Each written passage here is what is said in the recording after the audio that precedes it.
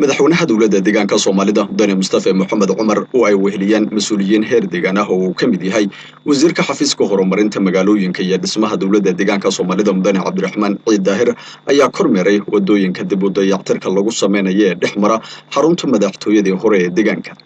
cabirka dhererka wadooyinkan oo dhexuleela badankood xarumo dawladood ayaa dhan 1.6 kilomitir dhowr qosho ka hor unbaana la bilaabay shaqada waxa ayna hadda qarka u saaran yihiin heer gabagaba ah mas'uuliyiinta ayaa sidoo kale soo kormeeray wadada jidka Sodonka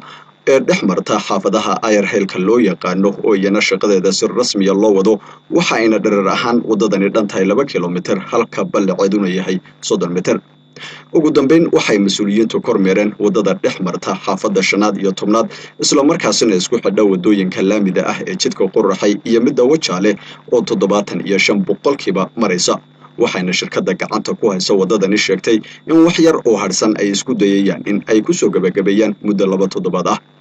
madaxweyne Mustafa ayaana shirkadda kula dardaarmay in la dedejiyo dhamaystirka wadadani oo muhiimad weyn u leh shacabka waxaa xusid mudan in hal shirkad ay fulinayso guud ahaan wadooyinka ay mas'uuliyiintu soo kormeereen shirkadaasi oo lagu magacaabo CCCC gaar ahaan qaybteeda IFH